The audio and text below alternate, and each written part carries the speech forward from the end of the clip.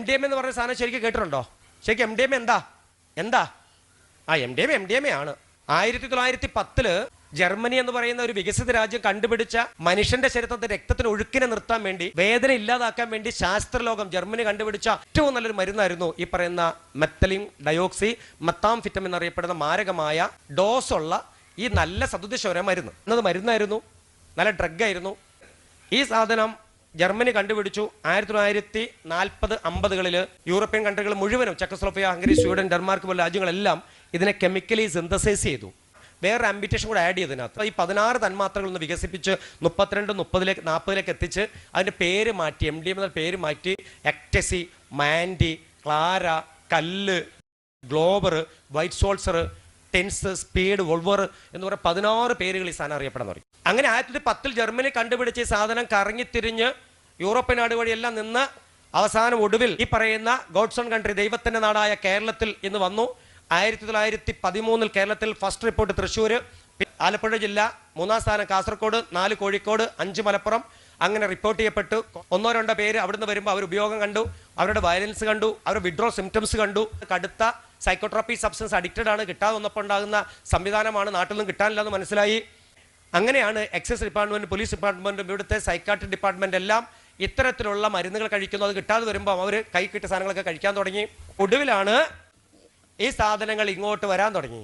ഇപ്പം മുക്കിന് മൂലയിലെല്ലാം ഈ സാധനം കിട്ടാൻ തുടങ്ങി. സിഗരറ്റ് നിങ്ങൾക്ക് തന്നാൽ, ശ്രദ്ധിച്ച് കേട്ടോണേ, സിഗരറ്റ് നിങ്ങൾക്ക് തന്നാൽ വേണ്ടാന്ന് പറയും. കാര്യം സിഗരറ്റിന് തീയുണ്ട്, പുകയുണ്ട്, ചാരമുണ്ട്.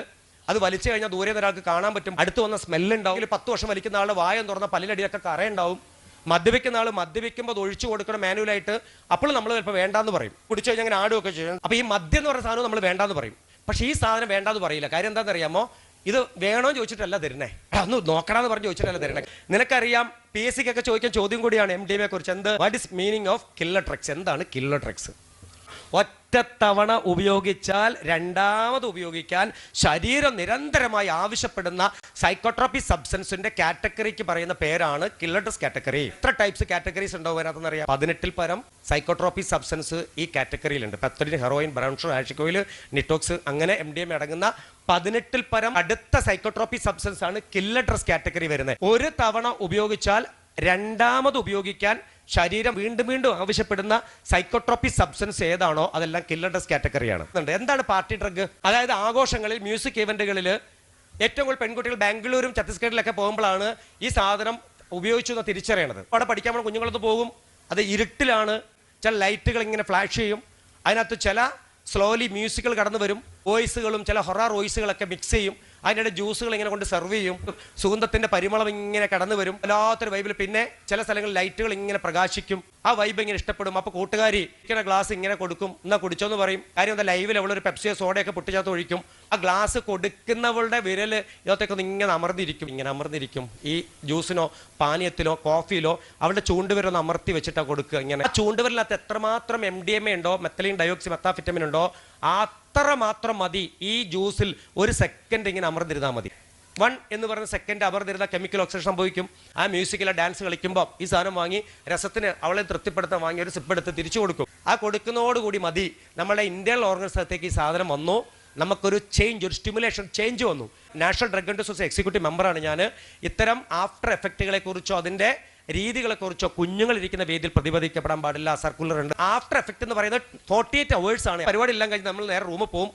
പിന്നെ 48 മണിക്കൂർ നമ്മൾ ഉറക്കമെല്ലാം കഴിഞ്ഞ് എഴുന്നേൽക്കുമ്പോൾ വല്ലാത്ത ഉത്കണ്ഠ, ആകുലത, ഭയങ്കരമായിട്ട് എന്തൊക്കെയോ നമുക്ക് തോന്നലുകളൊക്കെ വരുമ്പോൾ നമ്മൾ ഭയങ്കര ഡിപ്രഷനിലേക്ക് പോകുമ്പോൾ ഫോൺ എടുത്തിട്ട് വിളിക്കും, വെടി നീ ഒന്ന് വാ, നമ്മൾ ഇന്നലെ പോയ സ്ഥലത്തേക്ക് ഒന്ന് പോകാൻ, എന്ത് രസമാണ് അവിടുത്തെ വൈബ്, എനിക്ക് അങ്ങോട്ട് പോകണം, ബാ പ്ലീസ്, എനിക്ക് ആ ജ്യൂസ് കുടിക്കണം, നീ ബാ പോടി പ്ലീസ്. അങ്ങനെ നിരന്തരമായി പോകാൻ തുടങ്ങും. പോകാൻ പറ്റിയിട്ടില്ലെങ്കിൽ കടുത്ത ഡിപ്രഷൻ ഉണ്ടാകും. അങ്ങോട്ടേക്ക് എങ്ങനെയെങ്കിലും എത്തും. ഒറ്റത്തവണ നമുക്കറിയാതെ നമ്മുടെ ശരീരത്തിലേക്ക് തരുന്നത് അവിടുത്തെ ഒരു വൈബാണ്, അവിടുത്തെ ലൈറ്റിംഗ് അറേഞ്ച്മെന്റ് ആണ്, അവിടുത്തെ കൂട്ടുകെട്ടാണ്. ഈ കൂട്ടുകെട്ടും സിസ്റ്റവും മ്യൂസിക്കും നമ്മൾ ആകൃഷ്ടരാകും. ആക്ച്വലി എന്താണ്, ബ്രെയിനെ സ്വാധീനിക്കാൻ പറ്റുന്ന, ബ്രെയിനെ കബളിപ്പിക്കാൻ പറ്റുന്ന, ന്യൂറോൺസിനെ കബളിപ്പിക്കാൻ പറ്റുന്ന ഏറ്റവും ഹാപ്പി ഹോർമോൺസുകൾ അടങ്ങണ ഭാഗമൊക്കെ നമ്മുടെ ശരീരത്തെത്തി 48 hours അത് ഹാപ്പിനെസ് നമുക്ക് തന്നു. 48 hours നമ്മൾ കഴിഞ്ഞപ്പോൾ ബ്രെയിൻ ആകെ അങ്ങോട്ട് വയലൻ്റായി. നിങ്ങൾ ഫയറിംഗ് ലൈസൻസ് ഉള്ള സബ് ഇൻസ്പെക്ടർമാരാ എല്ലാവരും, ഞാൻ അടങ്ങുന്നത്. പക്ഷേ ചില ആളുകളെ ടൗണിൽ നിന്നൊക്കെ കിട്ടുമ്പോൾ അവർക്ക് പേടിയൊന്നുമില്ല, കൊല്ലടാ എന്നൊക്കെ പറയും. സെല്ല് കയറുമ്പോൾ തന്നെ പറയും, സാറേ പ്ലീസ് ഒന്ന് തരുമോ, ഒറ്റ തരുമോ പ്ലീസ് സാറേ.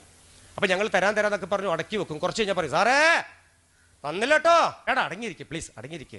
എന്നിട്ട് പിന്നെ ജയിലിനകത്തൊക്കെ പോയിട്ട് ഇങ്ങനെ ഒച്ച വെക്കുക. എന്താ ഒച്ച പറയാം, തലയിട്ട് അടിക്കുന്ന ഒച്ച അങ്ങനെ. പിന്നെ കുറച്ച് പല്ലൊക്കെ ഇളകി ചോരയൊക്കെ ഇങ്ങനെ ഒഴുകുന്ന കാണാം. ഇങ്ങനെ മാന്തി പറിക്കും ഇങ്ങനെ നഖം കൊണ്ട്. അകത്ത് കയറ്റുമ്പോൾ തന്നെ ഇവരുടെ കയ്യിലെ മോതിരങ്ങളൊക്കെ ഊരി മാറ്റും. കാര്യം ഇവർ മോതിരമൊക്കെ വെച്ചിട്ട് ഇവർ മിഴുങ്ങുമൊക്കെ ചെയ്യും. കൊതുകുതിരി കൊടുത്തു ഒരു പുതിയ പോലീസുകാരെ വന്നപ്പോൾ അറിയാതെ കൊതുകുതിരി വെക്കുന്ന സ്റ്റാൻഡ് കൊടുത്ത് അവൻ അതുകൊണ്ട് ഞരമ്പ് വലിച്ചങ്ങോട്ട് മുറിച്ചു. കാര്യം ഇവർക്ക് ബ്ലഡ് കാണണം. ഇപ്പൊ നോക്കി ശൂരനാട് പോലീസ് മക്കളെ ഇടയ്ക്കൊന്ന് പോയി നോക്കിയേ. ഹോക്കി കളിക്കുമ്പോഴേ ഒരു സാധനം ഇടുമല്ലോ ഇങ്ങനെ, കണ്ടുണ്ടോ? ആ ലെതറിന്റെ ആ സാധനം സ്റ്റേഷനിൽ കൊടുത്തിട്ടുണ്ട്. പണ്ട് ജില്ലയിൽ ഒന്നുള്ളൂ, ഇപ്പൊ പ്രാവശ്യം 10 വെച്ച് കൊടുത്തിട്ടുണ്ട്. ഇത് ചെയ്തിരിക്കുക, സപ്ലൈ ചെയ്തിരിക്കുക. ഇത് സാധനം ചെല്ലുമ്പോൾ തന്നെ തലയിലിടും. അത് കൈ പുറകെ കെട്ടിട്ട് ആ സെല്ലിനകത്തോട്ട് ഇടുക. പിന്നെ അവൻ അതിട്ടിട്ട് പോയി തലക്കടിക്കുക. ഇങ്ങനെ അവന് ടൈം ടു ടൈം അവൻ തലേസം കൊണ്ടിട്ട് പിറ്റേസം കോടതി പോകുന്ന സമയത്തുള്ളിൽ അവന് സാധനം വേണം. സിഗരറ്റ് തീപ്പെട്ടി വേണ്ട, കൊടുത്താൽ മതി. അയക്കകത്ത് വെച്ച് അവയ്ക്കാൻ എങ്ങനെ കൊതുതിരി തിന്നും, പേസ്റ്റ് തിന്നും. മക്കളെ വെറുതെ പറയുന്നല്ല, ഏതോ ഒരു നിമിഷ നേരത്തേക്ക് ഒരു സൗഹൃദത്തിൽ പോയി പെട്ടുപോയതാ. ഒരമ്മയുണ്ടായിരുന്നു കോഴിക്കോട് ജില്ലയിൽ. അമ്മയുടെ പേര് സുബൈദ എന്നാ. ആ അമ്മയ്ക്ക് 4 മക്കളുണ്ട്. 34ാമത്തെ വയസ്സിൽ ഭർത്താവ് ഉപേക്ഷിച്ചു പോയി. അതിന് മകനെ വളർത്തി വലുതാക്കി, ഇവനെ മിടുക്കനാക്കി. അവസാനം എന്താ, കടുത്ത MDMA അഡിക്റ്റഡ് ആയി. അമ്മ കൊണ്ടുപോയി ചികിത്സ നടത്തി വീണ്ടും തിരിച്ചു വന്ന് ഭയങ്കര പ്രശ്നം, നാട്ടിൽ പ്രശ്നങ്ങൾ, അടിപിടി കേസുകളെല്ലാം ഉണ്ടാക്കി. അവസാനം ഈ ഉമ്മ 1.25 പവന്റെ മാല വീണ്ടും കൊണ്ട് പണയപ്പെടുത്തി ഈ ഉമ്മ മകനെ നല്ലൊരു DL സെന്ററിലേക്ക് കൊണ്ടുപോയി. 3 മാസത്തെ ട്രീറ്റ്മെന്റ് ടൈമാണ്. വന്നിട്ട് തെറിയും വഴക്കൊന്നും കേൾക്കണ്ടല്ലോ വെച്ചിട്ട് ഉമ്മയ്ക്ക് ഓപ്പറേഷൻ പറഞ്ഞത് നേരെ കോഴിക്കോട് മെഡിക്കൽ കോളേജിൽ നിന്ന് എമ്മയുടെ 60 ആയിരുന്നു. അപ്പുറത്ത് ഓപ്പറേഷൻ ചെയ്തിട്ട് അടിവാരത്ത് വന്നിട്ട് മകളുടെ വീട്ടിൽ വന്ന് കിടക്കുകയായിരുന്നു. ട്രീറ്റ്മെന്റ് കഴിഞ്ഞ് മകൻ വന്നപ്പോൾ അയൽവാസിയായിട്ട് വർത്തമാനം പറഞ്ഞുകൊണ്ടിരിക്കുന്നു. ഉമ്മ എടുത്തുകൊണ്ട് പറഞ്ഞു, ഇപ്പോൾ നിങ്ങളെ ചിലക്കൽ നിർത്താറായിട്ടില്ലേന്ന് പറഞ്ഞു. കണ്ണ് പറഞ്ഞു, ഈ അവസ്ഥയിൽ ഉമ്മനെ ഒന്ന് എൻ്റെ കുഞ്ഞ് 2 ദിവസത്തിലെ കുഞ്ഞ് അവിടെ നിന്ന് വന്നിട്ടില്ല, ഒന്ന് കണ്ടില്ലല്ലോ മോനെ പറഞ്ഞു. വന്ന് കണ്ടിട്ടില്ലല്ലോ, ഇജ്ജ് കിടന്ന സ്ഥലം എന്താക്കണം ഉമ്മാന്റെ, കണ്ടോ കീറിയിട്ടുണ്ട് എന്ന് പറഞ്ഞു. നീ കിടന്ന സ്ഥലത്ത് കീറി തുന്നി വെച്ചേക്കുന്ന കണ്ടില്ലേന്നാ ഉമ്മയോട് പറഞ്ഞു. അയൽവാസി 2 ദിവസം കണ്ടിരിക്കുമ്പോൾ പറയുക, ഒന്നും മിണ്ടിയില്ല. ഉമ്മയുടെ മുഖത്ത് നോക്കി കണ്ണുരുട്ടിയിട്ട് മകൻ ഇറങ്ങിപ്പോയി. അയൽവാസി പോകാൻ കാത്തു നിന്നു. അയൽ വിട്ട് പോയിട്ട് തേങ്ങ വെട്ടാനുള്ള കത്തി വാങ്ങിക്കൊണ്ടുവന്നു. വാങ്ങിക്കൊണ്ടുവന്നിട്ട് പുറകിൽ ഒളിപ്പിച്ച് വെച്ചിട്ട് പറഞ്ഞു, 1000 ഉറുപ്പിക്ക് കൊണ്ടായിരുന്നു. ആളെ നീ കണ്ടോന്ന് ചോദിച്ചു. ഇവിടെ വന്നേ 1000 ഉറുപ്പ എവിടെ നിന്ന് ഞാൻ കടം വാങ്ങി, നാളെ ആശുപത്രി പോകാനെന്ന് പറഞ്ഞു. എന്നാ പൈസ കൊണ്ടായിരുന്നു. അതെങ്ങനെയാ മോനെ തരുന്നത്, അമ്മയ്ക്ക് ആളെ ആശുപത്രി പോകണ്ടേ ചോദിച്ചു. അറിഞ്ഞു തീർന്നില്ല, ആദ്യ വെട്ടുമ്മയുടെ കഴുത്തിനിട്ടാ വെട്ടിയത്, ആഞ്ഞു വെട്ടി. അപ്പൊ ഉമ്മയ്ക്ക് വിശ്വസിക്കാൻ പറ്റിയില്ല. മോനെ ആഷിക്കെന്ന് പറഞ്ഞു. ഉയർന്നു പൊങ്ങി താരാട്ട് പാടിയ കൈക്കാണ് 2ാമത്തെ വെട്ട്. കയ്യെ വെട്ടി മാറ്റി. 3ാമത്തെ വെട്ട് കാൽത്തുടകളിലാണ്. 5 അവൻ കിടന്നു അല്ലെ, അവന്റെ 9.5 മാസം അവനെ ചുമന്ന് നൊന്ത് പ്രസവിച്ച് അവൻ കിടന്ന അടി പറഞ്ഞിട്ടാണ് 4ാമത്തെ വെട്ട്. വീട്ടിൽ ചലനം ഇങ്ങനെ നിലച്ചു എന്ന് ഉറപ്പിച്ചപ്പോൾ ആ ചോര വരുന്ന കത്തിയുമായി അയൽവാസികൾ മുന്നിൽ കൂടെ നടന്ന് താമരശ്ശേരി പോലീസ് സ്റ്റേഷനിൽ അവിടുത്തെ GD എടുത്ത് പോയിട്ട് പറഞ്ഞു, ജന്മം കൊടുത്തതിന് എൻ്റെ ഉമ്മാനെ ഞാൻ കൊന്നിട്ടാ വരണേന്ന്. ആലോചിച്ച് ഈ മരുന്നിൻ്റെ ലഹരി എന്ന് പറയുന്ന മഹാദുരന്തം അങ്ങനെ കൊണ്ട് ചെന്ന് എത്തിച്ചു നോക്ക്. जिनकी भी शुगर हाई रहती है, आप सब एक एक्सपेरिमेंट करो, एक एक्यूप्रेशर क्लिप मंगवा लो.